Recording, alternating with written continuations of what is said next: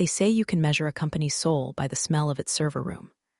Ours reeked of desperation, fried plastic, and Axe body spray, thanks to the recent influx of dynamic hires, fresh off LinkedIn boot camps, and TikTok resumes. I knew we were screwed the moment Aspen wheeled in a ring light for her first all-hands meeting and opened with, "Hi, besties. Let's disrupt some paradigms today." This woman married the CEO's only son after one hot yoga retreat and was promoted to Chief Innovation Officer before she even learned what a DNS record was. She wore white stilettos to the data center, called our mainframe chonky, looked me dead in the face once and asked if Java was still a thing. And still, I stayed quiet, because for 12 years, I was the failsafe, not by title, but by survival. I duct-taped back-end skeletons together with midnight code pushes and unbilled hours. When a corrupted dependency almost wiped our vendor history, I was the ghost in the shell that restored it before anyone noticed. I held the keys to systems nobody else even knew existed, which is probably why I was invisible enough to fire. But before I hand you the full dish, do me one small favor. Tap that subscribe button and give this story a like. 97% of folks never subscribe, and it seriously helps the team keep these stories coming. All right, back to the carnage. The morning it all kicked off, Aspen strutted into the 8:30 a.m. strategic renewal sink, sipping a green juice that looked like it had committed crimes.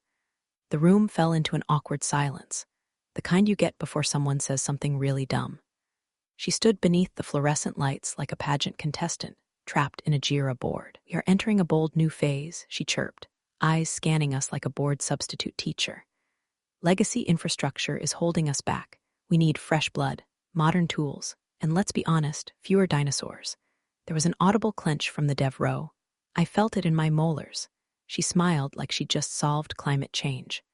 No one said a word, of course, because the kind of silence that follows that kind of insult isn't deference. It's people wondering if their 401 KS are about to go up in a puff of influencer-grade arrogance. She clicked through a Canva deck, littered with buzzwords she couldn't pronounce. "We'll be sunsetting outdated systems and replacing them with scalable, modular frameworks," she announced, tapping a diagram that was literally a screenshot from someone's GitHub README. "I want you all to feel empowered to challenge norms." What she meant was, "You're all replaceable." I watched her lips move and thought about the DNS failover I'd had to reroute manually last week because her pet migration team forgot to map the secondary. I thought about the undocumented database hooks I'd written back in 2017 that were still keeping our logistics dashboard breathing. And I thought about the NDA she'd signed without reading, the one that explicitly stated my proprietary scripts were mine alone. I said nothing. Ended the meeting with a fake laugh and a dismissive wave. "Let's get to work, fam. The future waits for no one, except it does Aspen, and it waits with claws." 2 days later, I got the calendar invite. Subject line, "Quick Sync HR, no agenda, no context, just a cold little placeholder sitting at 4:30 p.m., the corporate equivalent of a guillotine being wheeled into the courtyard." I'd seen it happen before. The vague invites, stiff body language, the glassy smiles from HR as they escorted seasoned employees out like felons. They never scheduled it in the morning. No, they waited until the end of the day, like firing someone was just another to-do item after updating Slack channels, and pretending they cared during Diversity Week. I walked in, and there she was, Aspen, perched on the edge of the HR manager's desk, like she was doing a photo shoot for Fast Company. Nepotism edition. Fake concern was so thick I could smell the synthetic vanilla from her overpriced perfume melting under the fluorescent lights. "Claire, so glad you could make it," she said, crossing one leg over the other like she'd just learned the gesture from a Teg's YouTube clip. "This won't take long." Beside her, poor Greg from HR looked like he was auditioning for the role of spineless henchman #3. He slid a branded folder toward me like it might bite him. "As part of our clean slate initiative," Aspen began, voice dripping with smug corporate treacle, "we're restructuring certain legacy roles to better align with our future-focused vision." Translation, "You're old. You make me look stupid in meetings. And you know I'm a fraud." I didn't blink. I didn't frown. I just listened. "We really appreciate your years of dedication," she added, pausing like she couldn't remember what it was I actually did. "We're moving in a new direction, more agile, more collaborative, more youthful." There it was, the youth dagger. I watched her toss it out like confetti while wearing a pastel blazer she probably bought off an Instagram ad for Boss Babes. Greg slid the severance agreement forward. This includes a standard package, and we're offering you outplacement support, plus 3 months of COBRA coverage if you enroll by Friday. I glanced at the paper, scanned the legalese. Always forget I used to audit our own contracts. Aspen leaned in, smiling like a teenager who just pulled a fire alarm for attention. Any questions? I looked her dead in the face. No, I said, folding the paper neatly into thirds. Just one thing. She tilted her head, ready to swat at whatever pathetic protest she thought I'd squeak out. You have 15 minutes, I said. She blinked. I'm sorry, I stood, sliding the badge from my lanyard and placing it gently on the desk like a grenade with the pin just pulled. 15 minutes until the patchwork falls apart, I said. Until the tools you never understood start screaming. Until the logs go dark, the queues overflow, and the invoices you streamlined stop processing. Her face twitched, just barely. I leaned closer, voice low and calm. This isn't revenge, Aspen, just done fixing things you were too proud to admit you broke. Then I turned and walked out. Not a single raised voice, not a single curse, just quiet footsteps down a sterile hallway as 1,000 quiet fail-safes began their countdown. I didn't go home. I walked 2 blocks down to Cafe Elwood, ordered a black coffee and a cranberry scone I wasn't hungry for, and sat in the corner by the window where I could still see the north face of the building. 15th floor, old domain, lit up like nothing had changed. Like there wasn't a loaded gun under their desk, and I just quietly removed the safety. The first sip of coffee scalded my tongue. Good. I needed to feel something besides this low hum of what the hell did I just do vibrating under my ribs. My phone sat face down on the table. No vibrations, no calls, no last-minute wait, let's talk this through. Just silence and the faint taste of ash in the back of my throat. Maybe I should have left a trail, an anonymous email, a tip-off to someone in the back-end crew. Maybe I should have burned them with a public memo detailing every ignored report, every shortcut Aspen called efficient. Hell, maybe I should have just kept my mouth shut and taken the severance with a side of soul rot. Instead, I walked. I stared up at that glass and concrete ego cube and felt the guilt creep in sideways. Maybe I'd set a fire and just walked away without checking who was still inside. My hand drifted toward my bag, found my tablet. Old instincts kicked in, type up a fallback guide, log a remote override, send a just-in-case Slack message to Darren in procurement, who always remembered my birthday and once cried in the server room after deleting a root folder by accident. I opened a blank email draft. Typed, if you're reading this, the system has likely, I stared at it. Backspaced it. Closed the draft. No, they chose this. Aspen chose flashy over functional, chose buzzwords over backups. And the CEO, he handed her the keys like she was Moses descending from Mount Malibu with tablets etched in marketing slogans. They never asked how the system actually stayed afloat. They didn't want to know it was me running silent cron jobs at 3 a.m. to catch billing errors before clients saw them. They didn't want to know about the ransomware that nearly breached finance last September, how I'd spotted the signature in the logs, and quarantined it before legal even heard the word malware. They didn't care that the last 3 CTOs had quietly leaned on me to fix things they couldn't admit they broke. And Aspen sure as hell didn't read the NDAs she signed, one of which explicitly granted me ownership over the auto-patching scripts that had been the company's crutch for the last 5 fiscal quarters. They wanted invisible. They got it. I watched a janitor push his mop cart through the lobby. Same guy who used to call me Miss Claire and leave double chocolate Milanos by my monitor during holiday weeks. I almost waved. Instead, I finished my coffee. Still hot, still bitter, like me. It started with a flicker. Email bounced. Then 2, then 47. Dashboards began ghosting, first the logistics portal, then procurement. API calls returned 500s like confetti at a pity party.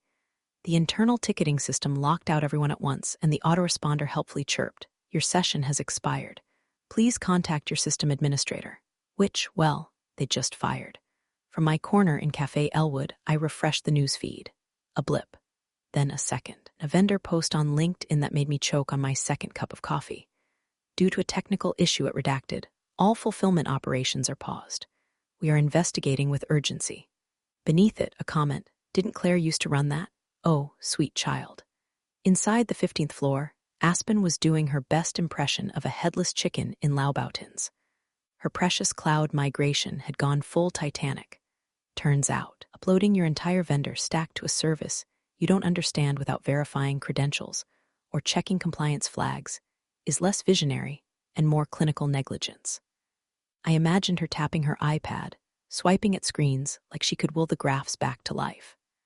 I imagined the new hire she praised last week, a real go-getter from TikTok University, sweating bullets in a swivel chair while Slack notifications lit up like a heart monitor flatlining. My phone buzzed. First it was Marcy in finance. Marcy, hey, weird Q, did you maybe archive the Q4 reconciliation tool somewhere? Then Darren, Claire, are you seeing this? Nothing's syncing. Aspen's having a meltdown. Then the CEO's assistant, Anna, who once brought me soup when I had the flu in Q2 2018. Anna, Claire. I know you're gone. I respect that. But please, where are the vendor logs? I just stared at the screen, thumb hovering. Temptation to reply? Electric. But I didn't touch a thing, not yet. Instead, I scrolled to the internal status page. The usual green check marks were hemorrhaging into angry reds and sad yellows. A note had appeared at the top, likely authored by some poor intern named Bryce. We are currently experiencing a temporary disruption in service across multiple systems. Please bear with us as we resolve the issue. Thank you for your patience. Patience. That's rich. I sipped my coffee and opened the group chat from the old infrastructure team, most of whom had already jumped ship months ago. Alex ex-DevOps told you it would unravel without her. Mira ex-SecOps. Can we start placing bets on when Aspen gets reassigned to new opportunities? Carlos ex-backend lead. I give it till Friday. Tops. Then a new name appeared, Aspen. My eyes narrowed. She'd found the chat. Aspen, hey everyone. Can we please keep things positive? We're all doing our best here, Sparkles # solutions not blame. It took every ounce of restraint not to scream laugh in public. I leaned back, phone in one hand, coffee in the other, and watched from my cozy booth as the empire I held together with bash scripts and spit started to crack apart like a dropped snow globe. 15 minutes. It had only been 11. The breach alert hit the CEO's smartwatch mid-sentence. Was halfway through a PowerPoint slide titled 2025. Scaling trust when his wrist vibrated 3 times in rapid succession. An internal signal protocol the IT team had agreed would only be used for catastrophic failures or active cyber attacks. He excused himself with a smile that twitched like a shorted wire and bolted from the boardroom, tie half loosened, jaw clenched. By the time he reached the elevator, Eagle had already flagged the incident to Risk, and Risk had flagged it to Audit, and Audit, God bless them, had quietly begun combing the infrastructure logs for names. One popped up again and again in the recent deletion records. Claire Forrester, the irony? Nothing Claire did was sabotage. 3 days earlier, 72 hours before Aspen's Circus Act reached its peak, I revoked my own administrative scripts. The ones I'd coded after hours, ones that kept orphan processes from flooding the network, that sanitized input fields against injection attacks, that quietly patched broken handoffs between the old ERP and the shiny new marketing dashboard. I'd never billed for them, never bragged. I didn't need to, but they were mine, and I had the foresight to retain ownership. Aspen signed the clause herself, too busy tick-tocking her promotion day fit to read what she was authorizing. Now those scripts were gone, not deleted, just not theirs anymore. The main supply chain node failed at 10:46 a.m. 10 seconds later, the SSO login for 4 major clients refused authentication. The sandbox billing environment began executing live transactions. The company's internal VPN throttled to a crawl, triggering an auto-lock that kicked out 27 remote employees. And at the eye of the storm, Aspen, standing in the server room she once called the angry data closet, surrounded by blinking lights, and a stunned, silent tech team from some outsourcing firm in New Jersey that billed $400/HR to reboot routers and Google acronyms. She held a clipboard. For what? No one knew. Why isn't the rollback script working? She snapped. A junior dev with bleached hair and the defeated eyes of a man who just watched his crypto wallet implode muttered. Claire used to handle this. Aspen flinched. Well, Claire's not here, is she? No one responded. Then the doors flew open and in walked the CEO. His face looked like someone had just told him the yacht he named after his wife had been torched for insurance fraud. Aspen, he barked, voice hoarse. What the hell is going on? She plastered on a smile so fake it should have come with a Prop 65 warning. Just a little turbulence while we pivot to our cloud-first solution. We've got clients screaming breach. Audit's on fire. Legal says there's a licensing issue with our transaction middleware, she interrupted. Claire must have changed something on her way out. It's not my fault, he stared at her. Claire left 3 days ago. I know, she said, voice cracking. But her systems, she made herself too essential. She was essential, he snapped. Just didn't know it because you were too busy rebranding Slack channels. Silence fell. Even the server fans seemed to slow, like they were pausing to enjoy the drama. One of the techs cleared his throat. She didn't change anything, sir. We checked. The systems just stopped compensating. What does that mean? It means she was patching things manually. Quietly, she didn't sabotage us. She just stopped saving us. The CEO's face drained of color. Aspen looked like she was shrinking inside her own skin. That blazer, so bright and chirpy this morning, suddenly looked like a costume someone had outgrown mid-act. And somewhere, in a cafe with mismatched chairs and a crackling speaker playing lo-fi jazz, I opened my laptop. Inbox 183 unread. Subject lines: urgent system inquiry, possible litigation, can we talk? One-starred message from a name I hadn't seen in months. Subject: coffee sometime. Could really use your eyes on this. I didn't smile, but I did order another scone. The lawyers were the first to turn. Legal, those caffeinated vampires in tailored suits, descended on the situation like they smelled blood in the fiber optics. And they did. In the span of 4 hours, they unearthed expired API keys, third-party licensing violations, and one rather damning Slack message from Aspen 3 weeks prior that read: Claire's paranoid. Nobody cares about old contracts. Just delete the docs. They found the deleted compliance folder too, thanks to backups I'd quietly configured 2 years ago when Aspen first started treating documentation like an optional vibe. Turns out the contract for our main invoicing tool had lapsed back in March. I'd flagged it twice. Aspen called it vendor noise. Now that same vendor had locked our access and was charging double to restore functionality under emergency resumption terms. Legal called it extortion. I called it a predictable tax on arrogance. Meanwhile, the real explosion came from our oldest client, a mid-sized logistics company whose system had been built around ours like an artificial limb. Their operations halted at 11:07 a.m. By 1:42 p.m., sent a letter of intent to sue for breach of SLA and damages. The PR team panicked and issued a scheduled maintenance advisory across all social channels. Unfortunately, someone forgot to turn off auto-replies in the Twitter DMs. The bots helpfully messaged angry clients with, "Thanks for your feedback. Our team is disrupting inefficiency and reimagining scalability." Sparkle's laptop rocket. That one made the rounds on LinkedIn. Fast. By 4 p.m., Aspen was a ghost haunting her own office. No more chirpy emojis. No more blazers in TikTok pastels. Just her, hunched over a MacBook she didn't know how to operate, frantically flipping between dashboards that kept throwing error codes like tarot cards predicting doom. And then came the first message. Aspen text: Hey Claire. Hope Irwell's smiling face with smiling eyes. Quick cue. Do you know if there's a backup to the vendor hooks? I locked my phone. Even blink. Second message. Aspen email: Hi Claire, I know things ended weirdly but would love to pick your brain on some legacy infra stuff. No pressure. Just when you have time. Red folded best, Aspen. I let that one marinate in unread purgatory. She tried again. Slack ping, LinkedIn and mail. Even Venmo for Christ's sake, with a $5 transfer titled PLS answer. That one I screenshotted. The time the CEO cornered her in the hallway and demanded a timeline on restoration. She looked like she hadn't slept since the day she discovered dark mode. I heard, via the grapevine, that she tried throwing the outsourced team under the bus. They threw her straight back. Because here's the thing about being underestimated. People don't realize how many receipts you keep. And I had plenty. Every flagged report. Every ignored warning. Every lol okay boomer comment she scribbled on my internal reviews. They were archived, encrypted, time-stamped. Part of me wanted to twist the knife right then and there. Send an anonymous leak to a tech blog. Tag her in every crash report. Print her Slack message about old contracts on t-shirts and send them to legal. But I didn't, not yet, because vengeance tastes better when they beg, when they know exactly how they failed, exactly who they shouldn't have dismissed. And Aspen, she was just starting to realize it. By morning, my inbox looked like a crime scene. Subject lines like blood spatters. Can we talk? I had no idea what she was doing to you.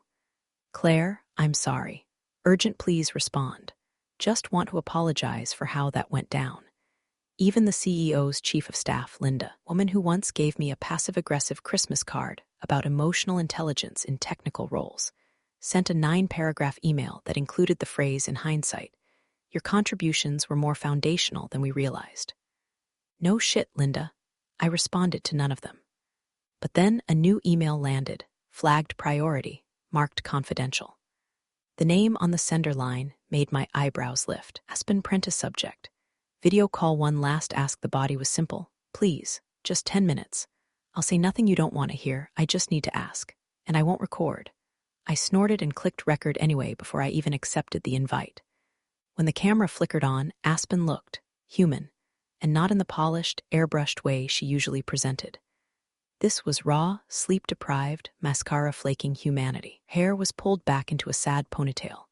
Her oversized hoodie said #boss energy in peeling glitter.